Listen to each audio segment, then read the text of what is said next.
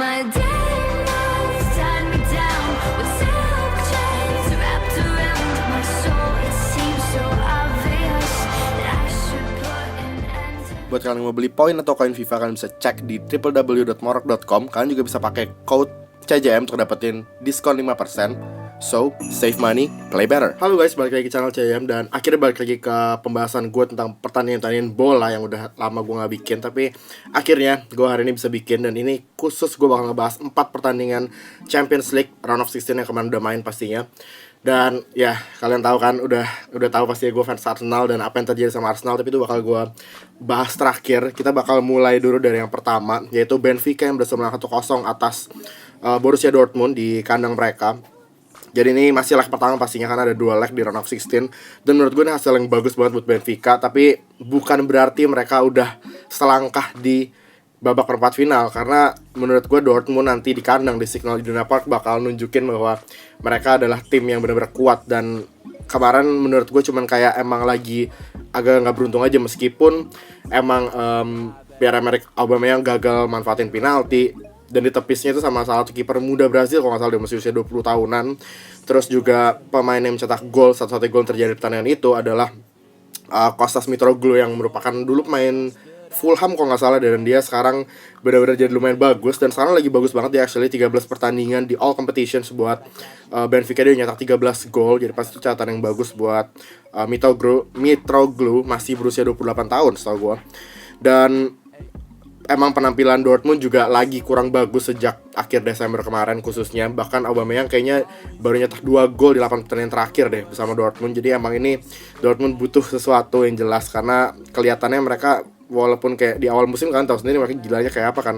Kalau misalnya main di Bundesliga kayak nyetak gol udah banyak banget, bahkan gol-golnya tuh yang kayak nggak cuma 3-0, 2-0, gol-gol bisa kayak yang 5-0, 6-1 gitu. Jadi nunjukin bahwa emang attack mereka tuh salah satu yang terbaik di dunia, di Eropa bahkan. Jadi sebenarnya menurut gue ini emang hanya karena Pierre-Emerick Aubameyang lagi kurang panas aja, lagi belum nemuin kayak dia tuh sebenarnya gimana yang bagusnya. Walaupun sebenarnya awal musim udah bagus banget, tapi yang jelas gue yakin banget ntar Dortmund di leg kedua bisa balikan keadaan. Karena ya let's be real, kayak Benfica walaupun mereka punya beberapa main bagus, ada Semedo segala macam, tapi menurut gue kayak Dortmund jauh lebih bagus lah ya, dengan Marco Reus, terus juga ada Ousmane Dembele segala macam. Dan bahkan Julian Weigl itu salah satu midfielder yang merupakan apa ya, kayak pemain tengah dengan passing terbanyak di Champions League musim ini, bahkan di Eropa. Jadi kayak benar-benar mereka tuh punya materi pemain yang bagus banget sebenarnya, cuman tinggal gimana mereka eksekusinya. Dan itu seringkali jadi masalah Dortmund pastinya di beberapa bulan terakhir. Dan kita bisa lanjut ke pertandingan selanjutnya, dan ini yang salah satu pertandingan yang gila banget sih. PSG berhasil ngalahin Barcelona 4-0 di Parc des Princes di kandang mereka. Dan ini menurut gue kayak ini baru bisa gue bilang PSG udah selangkah di perempat final, karena gila banget defisit 4 gol sih itu bakal susah sih dikejar walaupun timnya itu sekelas Barcelona. Dan bahkan di pertandingan kemarin itu benar-benar menurut gue bukan karena Barca main buruk, tapi emang karena murni mereka tuh kalah kelas, khususnya lini tengah mereka. Luar biasa banget, Marco Verratti itu jadi pemain yang paling top banget, paling bagus banget di lini tengah PSG pastinya. Walaupun ada beberapa nama kayak Adrien Rabiot juga mainnya bagus, main-main muda, tapi emang all around kayak bener-bener PSG mainnya bagus banget. Dan bahkan trio MSN, Messi, Suarez, Neymar tuh gak ada satupun shot on target di pertandingan itu. Jadi bener-bener itu nunjukin kalau lini tengah dan pemain bertahan mereka tuh bisa apa ya, istilahnya kayak tahu cara main Barca tuh kayak gimana. Dan mereka bener-bener ya ngerti harus gimana buat lawan Barca. Dan ini 4-0, Angel Di Maria pastinya brace, free kick dan juga 1 gol lagi. Dan Julian Draxler juga nyetak gol pertama dia di Champions League untuk PSG. Jadi ini benar-benar menurut gue modal yang bagus banget buat ntar away ke kandang Barca, ke Camp Nou di leg kedua. Dan Andre Gomez, pemain yang baru aja dibeli sama Barca, dan sebenarnya pemain bagus gue tahu, tapi mungkin dia belum bisa adaptasi sama midfieldnya Barca yang lain. Kayak di Barca kan main pakai 3 pemain tengah pasti ya kan, dengan 4-3-3 formasinya. Menurut gue dia dengan harga 46 juta pounds lumayan terbeban sama price tag-nya. Dan dia pun kemarin cuman punya 5 tackles attempted. Jadi dia cuman mencoba untuk melakukan 5 tackle dan 5-5 gagal. kebayang bener-bener parah banget sih. Padahal kayak Gomez itu ya harusnya bisa melakukan itu gitu. Kita udah lihat dia bersama Portugal di Euro 2016 kemarin tuh bagus banget sebenarnya. Dan dia pun salah satu main favorit gue sejujurnya di real life dan juga di FIFA. Dan pokoknya intinya emang permainan Barcelona yang kurang bagus. Dan bisa dilihat passing akurasi dari PSG itu midfieldnya Blaise Matuidi 97% berhasilnya, Marco Verratti 90% dan Adrien Rabiot 87%. Jadi ini benar-benar tinggi banget. Jadi selain walaupun tadi gue udah bilang kayak emang ini murni kalah kelas kan, tapi walaupun selain kalah kelas pun emang Barcelona juga apa ya, kayak istilahnya mereka jadi terekspos gitu loh kalau mereka sebenarnya tuh lemah di lini tengah.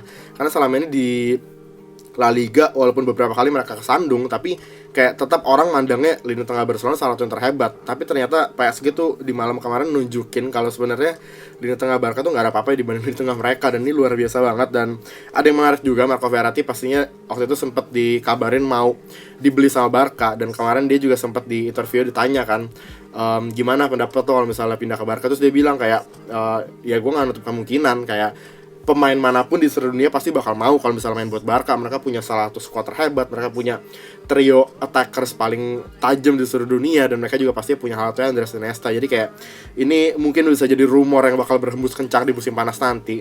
Tapi yang jelas kalau misalnya PSG bisa melangkah jauh di Champions League musim ini, kita anggaplah mereka udah masuk ke perempat final yang 4-0 kayak realistis aja, kecuali benar-benar ada mujizat yang terjadi dan Barca bisa ngebalikin kedudukan 5-0 menang nih di Camp Nou. Itu baru deh, tapi gue rasa nggak bakal semudah itu karena PSG juga belum lagi Cavani yang luar biasa bagus, jadi kayak nggak semudah itulah intinya. Dan gue lagi nyari nama defender muda mereka siapa ya kemarin namanya, yang kalau nggak salah ngejalan debutnya buat PSG di pertandingan lawan Barca kemarin, mana sih? Dan nih Presnel Kimpembe, jadi dia itu masih under 21 usianya dan dia luar biasa banget penampilannya sih.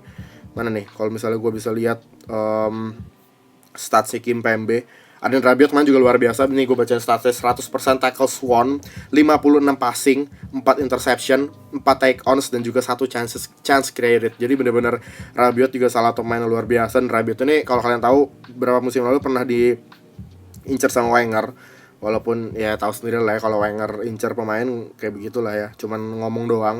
Marco Verratti juga status 91% passing akurasi, tinggi banget sih itu, gila. 38 passes, 4 tackles won, dan 1 chance created. Jadi benar-benar luar biasa banget Verratti juga. Pokoknya intinya di tengah mereka tuh mantep deh asli. Dan gue gak nemu status ini, tapi pokoknya intinya tadi center back muda yang tadi yang gue bilang itu, Presnel Kimpembe itu luar biasa banget mainnya. Apalagi di debutnya buat PSG di Champions League, dia bisa ngebungkam pemain-pemain kayak Messi, Neymar, Suarez. Itu menurut gue spesial sih. Dan ini kayak bisa jadi sesuatu yang besar nanti, pemain muda yang satu ini. Jadi pasti kita harus terus lihat nanti perkembangan dia kayak gimana. Dan apalagi ya bisa gue bahas tentang PSG Barca. Nah ini gue juga ngomong sesuatu, kalau misalnya mungkin di konten sepak bola yang selanjutnya gue bakal bikinnya kayak lebih santai kayak gini. Jadi kayak istilahnya kayak gue ngobrol sama kalian gitu loh. Jadi sambil gue cari misalnya statsnya atau apapun, gue sambil ngobrol. Jadi gak terlalu beban di gue juga. Gue harus pelajarin semuanya, harus gue hafal di luar kepala semuanya sebelum gue record. Dan hopefully kalian mengerti, karena pastinya sepak bola kayak setiap hari tuh ada aja sesuatu yang baru. Jadi kalau misalnya gue coba untuk bikin konten dan gue kayak coba untuk memorize semua, ujung-ujung gue gak bakal bikin konten sih. Kayak yang kalian udah lihat kan beberapa minggu terakhir, kayak bahkan Premier League gue gak pegang sama sekali. Dan hopefully dengan gue bikin cara yang baru kayak gini, dimana gue kayak sambil misalnya gue lagi sambil buka Twitter, dan gue kayak sambil lihat statsnya gitu loh. Jadi sambil ngomong, gue pun sambil misalnya ada yang kelewat nih, gue bisa kasih tahu kalian nih apa yang gue mau ngomongin segala macam. Jadi hopefully kalian mengerti. Jadi ini kayak lebih santai-santai aja kita. Kalian juga dengerinnya bisa santai. Jadi gue pun gak bakal edit, gak bakal apapun. Jadi gak bakal dekat, gak bakal apa. Biarin aja gue mau gitu, biarin aja lah. Pokoknya kayak ya udahlah apa adanya aja gitu loh. Dan mana ya? Tadi gue gak ketemu sih. Oke, berarti kita move on aja ke pertandingan selanjutnya. Ini udah hari besoknya lagi di dini hari tanggal 16 Februari. Yap. Dan itu ada 2 pertandingan pastinya. Yang pertama Napoli lawan Real Madrid. Real Madrid lawan Napoli karena mainnya di Santiago Bernabeu. Dan ini gol pertamanya Napoli dicetak sama Lorenzo Insigne. Itu gila sih kalau kalian nonton. Kalian harus tonton highlight sih. Kayak dia bener-bener, dan itu pun gak cuma dari golnya nih. Kalian lihat passing-passingnya Napoli di lini tengah itu mereka kayak sengaja bentuk segitiga, dan mereka passingnya selalu bentuknya segitiga. Jadi misalnya segitiga nih, udah jalan passing segitiga, mereka gerak ke tempat lain dan segitiganya itu tetap tapi dengan pemain yang berbeda. Dan itu bikin pemain Madrid jadi sempat kebingungan di awal. Dan tiba-tiba begitu pemain Madrid lagi bingung, segitiga itu tiba-tiba buyar dan bola dipassing ke depan. Ada Lorenzo Insigne yang udah siap terima bola. Karena itu passingnya bukan di area kotak penalti Madrid, itu passing itu di tengah lapangan. Dan mereka tiba-tiba passing ke depan kencang, through ball ke Insigne. Dan Insigne dengan cerdiknya ngelihat Keylor Navas tuh lagi out of position.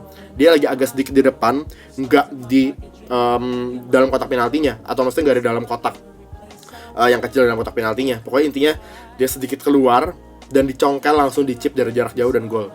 Itu menurut gue luar biasa banget pokoknya. Dan Napoli pun dari awal emang, bahkan kayak Napoli kalau misalkan nonton Man United remote gue di channel ini kan, kalian tahu waktu itu gue di musim kedua baru selesai sih musim kedua, grup stage Champions League-nya kita 10 sama Napoli. Dan gue udah berkali-kali bilang kalau Napoli ini salah satu tim yang gue anggap tuh udah underrated banget. Mereka sebenarnya punya kualitas bagus, tapi entah kenapa kayak mereka kalah tenar sama Juventus, sama Inter, sama Milan gitu-gitu pokoknya.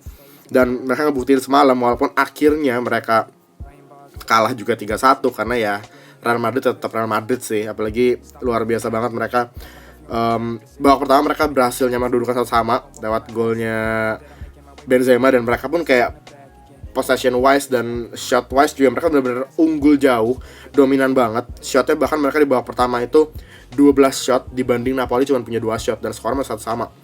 Terus possession mereka unggul 54%, chances created mereka 12, terus passing akurasi mereka juga tinggi 91% sampai. Dan ini menurut gue luar biasa banget. Dan babak kedua bahkan lebih gila lagi, Toni Kroos dan juga Casemiro nyetak gol. Dan gol Casemiro itu 30 yards jaraknya, dan itu mungkin bisa jadi goal of the season sih. Itu bener-bener bagus banget, luar biasa banget. Dan pastinya emang menurut gue ini modal yang bagus buat Madrid nanti away ke kandang Napoli, karena defisit 2 gol, walaupun Napoli punya 1 away goal yang bisa jadi berbahaya sih. Dan ini menurut gue masih bakal seru nih di leg kedua nanti, karena kayak defisit 2 gol menurut gue kayak nggak masalah. Napoli cukup unggul 2-0 di kandang lawan Madrid, dan itu mereka pasti bisa banget lakukan kok. Orang mereka punya attack luar biasa bagus kok, belum lagi Marek Hamsik segala macam kan. Dan menurut gua kalau misalnya mereka udah 2-0 tuh artinya agregat 3 sama kan. Tapi mereka bakal lolos tuh, karena mereka punya away goal di Santiago Bernabeu. Mereka nyetak 1 gol kan di pertandingan ini 3-1. Jadi mereka cukup menang 2-0 aja, mereka langsung lolos ke babak selanjutnya tanpa harus ngelewatin perpanjangan waktu.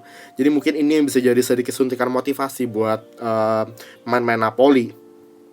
Tapi yang jelas pokoknya intinya Madrid tetap luar biasa. Dan gue bisa lihat sih Madrid bisa melaju jauh di Champions League musim ini, khususnya karena pelatih mereka Zidane tuh kayak ngerti aja apa yang harus dilakukan. Dan ini luar biasa banget menurut gue. Dan akhirnya kita lanjut ke pertandingan terakhir. Dan ini dia pertandingan yang gue nonton satu-satunya dan paling bikin frustasi anjir. Arsenal dibantai Bayern Munich lagi-lagi. Dan kali ini kayak bantainya nggak pakai hati sih, 5-1, bener-bener gila banget. Dan itu babak pertama kita 1-1 sama kedudukan lewat penalti Alexis Sanchez, bukan dari titik putih sih. Sanchez titik putih ditepis sama Neuer anjir. Terus kayak bola rebound pertamanya gagal, mau di volley kayak gagal. Akhirnya dia kontrol dada ke samping dan dia volley lagi, akhirnya tuh bermasuk 1-1. Dan itu pun kayak gue, itu udah ada sedikit harapan nih, karena gue mikir ini away goal, kita dapat away goal di Allianz Arena di kandang Bayern Munich, dan ini bagus banget buat jadi modal ntar kita main di Emirates. Tapi ternyata di awal babak kedua kalau salah menit ke-49 Koscielny cedera, diganti Gabriel, dan udah dari situ udah benar-benar kayak kita nggak ada Koscielny, kita nggak tahu cara defend gimana. Asli benar-benar langsung kebobolan itu benar-benar cepat banget. Bahkan Thiago Alcantara bisa brace dalam waktu di bawah 5 menit kalau nggak salah deh, di menit ke-60-an. Jadi tuh gue nggak ngerti, bener-bener nggak jelas banget. Kayak babak pertama gue akuin sih kita lumayan bisa, bahkan kita sempat unggul loh. Maksudnya kayak kita unggul di apa ya, kayak kita nyerang mereka lebih banyak gitu dibanding mereka nyerang kita di babak pertama. Terus-terusan, khusus dengan Sanchez yang luar biasa. Gue bener-bener gak ngerti kalau misalnya gak ada Sanchez tuh kita gak tahu kali mau ngapain, mau main bola atau mau main apaan, gak tahu sumpah. Karena bener-bener dan itu keputusan tepat dari Wenger, salah satu keputusan tepat, satu-satunya keputusan tepat dari Wenger untuk masang Alexis Sanchez di depan sendiri, bukan Oliver Giroud, karena Sanchez ini benar-benar bagus dan dia bukan cuma target man, dia itu benar-benar yang finisher sendiri, dia bisa soloran sendiri, nggak kayak Giroud yang cuma jadi target man, harus dipassing bola dari belakang misalnya nih, dan dalam keadaan dia di kotak penalti atau nggak di kotak penalti, di setengah lapangan Bayern misalnya dia sendiri nih, Giroud sendiri sama Sanchez sendiri. Menurut kalian Giroud bakal coba lewatin lawannya? Gak mungkin. Giroud pasti bakal coba passing ke belakang lagi, dan itu yang ngebedain Giroud sama Sanchez. Kalau Sanchez dia obviously bakal coba untuk mungkin delay bola sedikit, dan dia bakal ke depan, pasti dia bakal tusuk ke depan. Dia punya kecepatan kok, karena ya dia tahu juga ini strateginya Arsenal saat ini lagi bertahan. Makanya dia sendirian di setengah lapangan Bayern, dia harus coba buat kerjaan ini sendiri, dan dia bisa actually. Dia beberapa kali membahayakan pertahanannya Bayern dengan pergerakannya. Jadi nggak harus di soloran juga, dia sempat sekali di passing, terus saat itu masih pas dia terima bola tuh masih gak ada pemain sama sekali di setengah lapangannya Bayern, dan dia nunggu, dia mungkin lakukan beberapa pergerakan, geser ke kiri atau ke kanan, dan dia nunggu pemain yang support, dan akhirnya itu pun bisa jadi kesempatan buat Arsenal gitu loh. Jadi ini yang menurut gue bedain Giroud sama Sanchez. Dan Iwobi main, tapi statsnya 12 passing completed dan 1 interception, sisanya 0. Nggak ngapa-ngapain dia, bener-bener wasted banget. Terus di antara menit 50 sampai 65 Arsenal tuh kebobolan 3 gol 15 menit dalam waktu 15 menit. Jadi kayak kita bener-bener kalah di situ. Itu bener-bener gak ngerti gue sih. Dan kayak terakhir juga Muller baru aja masuk berapa menit langsung nyetak gol, gila. Bisa-bisanya kita udah tahu lagi dibantai-bantai, passing bola, main kucing tikus di pertahanan sendiri. Ya direbut lah anjir sama Bayern. Dan ini kayak gue juga sempet nge-tweet ya, gue kan kalau misalnya nonton gue pasti live tweet kan di Twitter kita, dan gue sempet ngomong kayak emang ini Bayern ini udah nunjukin kalau mereka tuh kelasnya di atas Arsenal sih. Di pertandingan ini mereka nunjukin kayak babak pertama mereka lagi ngeliat nih sejauh mana sih Arsenal bisa main, dan ternyata imbang 1-1. Di babak kedua mereka benar-benar all out, dan ya selain karena Koscielny juga keluar, tapi menurut gue maksudnya kayak ya Koscielny ada pun nggak mungkin bakal lebih sedikit gol yang tercipta, gol Bayern yang tercipta ke gawang kita. Tapi tetap aja sih menurut gue kelas sih tetap kalah, dan itu nggak mungkin kayak cuman gara-gara Koscielny kita tiba-tiba jadi bisa menang Bayern kan. Tapi yang jelas pokoknya itu udah kita kalah kelas, ditambah lagi kita bad luck. Kita bener-bener lagi kurang beruntung, entah kenapa gue gak ngerti. Dan gue juga gak ngerti kenapa Wenger harus mainin Ospina. Gue gak tahu sih cek itu mungkin udah masalah cedera atau apa, tapi gue rasa enggak, karena pas waktu itu menit ke berapa ya, menit ke yang saat Koscielny mau keluar itu si Ospina tuh lagi kesakitan punggungnya atau bahunya kalau nggak salah deh, pas dia lagi mau coba untuk keluar dari sarangnya dan buang bola, dan itu cek langsung siap-siap gitu. Itu artinya dia fit dong harusnya dong. Dan kenapa kagak dimainin sama Wenger anjir? Karena Ospina kayak bukannya gue ngeremen Ospina sih, tapi ya cek lebih bagus lah. Dan cek itu merupakan satu-satunya kiper kita atau satu-satunya pemain di squad Arsenal saat ini yang pernah merasakan gelar Liga Champions waktu itu bersama Chelsea. Jadi ya at least kayak ada jimat keberuntungannya lah pasang cek di belakang gitu loh. Ngapain pasang Ospina, gue bener-bener gak ngerti. Dan ini juga Bayern nunjukin kalau mereka punya salah satu striker terbaik dunia, Robert Lewandowski, yang sumpah bagus banget. Thiago Alcantara lebih gila lagi di midfield. Alcantara ini waktu era Pep di Bayern menurut gue gak gitu bagus ya, gak tau kenapa. Mungkin karena skema yang gak cocok, tapi begitu Ancelotti masuk, wah gila dia jadi kayak mantep banget sih. Dan dia kayak dulu kan pas dia main di Spanyol berapa tuh yang juara deh, dia bener-bener kayak hype banget kan, wah nih pemain muda Spanyol nih yang bakal luar biasa segala macam. Itu meredup kan.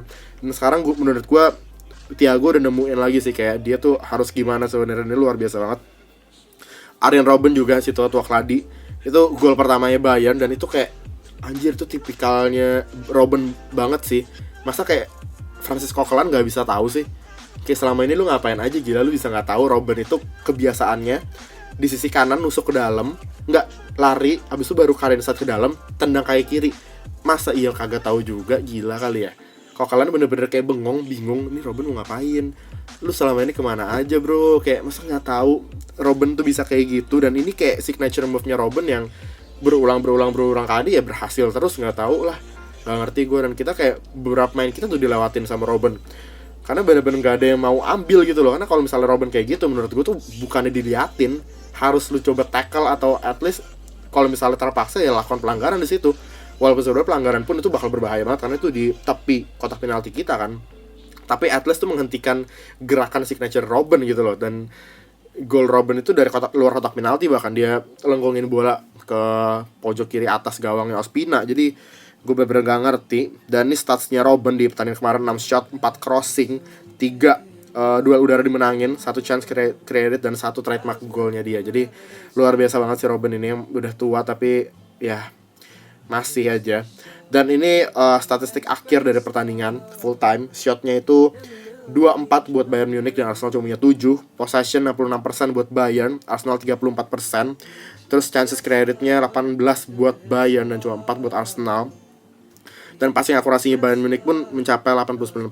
Jadi emang gila banget, dan kelihatan bedanya sih, kayak kualitas itu kelihatan banget di tengah. Kayak Arsenal cuman Granit Xhaka, model-model kayak Francis Coquelin tuh emang cuman istilahnya kayak apa ya, kayak pemain gelandang bertahan tarkam gitu loh, yang cuman bisa hajar-hajar lawan pas lagi megang bola. Mereka nggak bisa megang bola, nggak bisa, gue nggak ngerti. Bahkan ya passingnya mana ya, Thiago bukan ya, ntar gue salah lagi nih. Ada stats yang bener-bener ngeri banget nih, ada yang kocak banget sih. Pokoknya passingnya, iya Thiago deh kayaknya, bener deh. Jadi jumlah passing Thiago di pertandingan kemarin itu mencapai, bentar, kalau nggak salah 80 ya. Di mana ya? Pokoknya jumlah passingnya Thiago itu lebih banyak dari jumlah passingnya Ozil, Oxlade-Chamberlain, Francis Coquelin, Xhaka, dan Iwobi digabungin. Kebayang nggak? Thiago sendiri loh. Itu gila banget nggak sih? Kayak bener, Ozil paling menghilang sih kemana sih, gue nggak ngerti kemana tuh orang, gila. Mungkin lagi bosen kali main buat Arsenal, cabut dulu kemarin dia. Parah banget sih itu, bener-bener gue gak ngerti lagi. Thiago luar biasa banget sih. Dan ini ada yang tadi gue bilang Julian Wilde itu salah satu yang punya passing terbanyak di Champions League musim ini. Ada 2 nama lagi, Marco Verratti dan juga Thiago Alcantara. Jadi emang bener-bener 3 pemain ini pemain tengah yang punya passing terbanyak. Dan menurut gue semuanya main muda loh ini. Dan menurut gue emang ini udah saatnya kayak pergantian era gitu loh. Udah kelihatan Thiago Alcantara di pertandingan PSG Barca juga berhasil kayak istilahnya selevel di atas Iniesta gitu loh di tengah. Dan itu nunjukin kalau emang itu udah saatnya bergantian era. Saatnya pemain-pemain muda yang beberapa musim lalu dibilang rising star atau pemain masa depan udah bisa step up saat ini. Dan mereka kayak istilahnya yang punya panggungnya nih saat ini. Dan ini sebenarnya gue suka banget kayak gini sih. Kalian bisa tahu gue suka banget main-main muda. Dan apalagi kalau pemain muda yang performnya kayak gini, gue benar-benar suka banget sih. Jadi itu dia pembahasan gue tentang 4 pertandingan Premier League. Kalau misalnya gue bikin video khusus buat Arsenal, gue bisa sih, karena tapi kayak ya kalian bakal dengernya sama-sama lagi, kayak gue ngeluh tentang Wenger, gue ngeluh bursa transfer kemarin kita ngapa-ngapain bla bla bla. Dan itu udah terlalu tipikal, udah terlalu sering gue bikin channel ini. Jadi daripada kalian bosen, mending gue stop. Gue nggak boleh kebawa emosi dan gue nggak boleh kebanyakan ngomong soal Arsenal, karena kalau nggak kalian bakal denger hal yang sama lagi, karena itu masalah kita sama terus bertahun-tahun. Jadi gue gak ngerti, tapi yang jelas gue hashtag Wenger out saat ini. Gue gak tahu kalian gimana, bisa komen di bawah mungkin pendapat kalian tentang itu. Dan pokoknya PSG dan Bayern luar biasa banget di midweek ini. Mereka nunjukin bahwa mereka emang ada di level di atas lah istilahnya.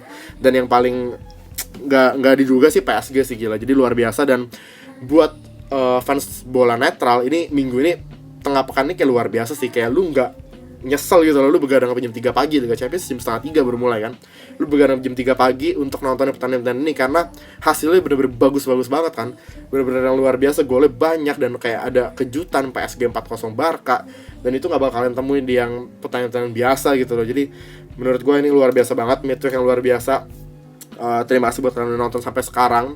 Dan seperti biasa, comment section di bawah jadikan tempat atau semacam forum buat diskusi pendapat kalian tentang kalau ada fans PSG, fans Barca, mungkin fans Arsenal kayak gue, dan ataupun fans tim yang gue bahas di episode ini atau di video ini.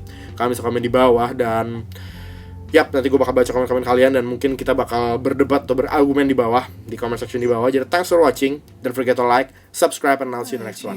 Bye guys.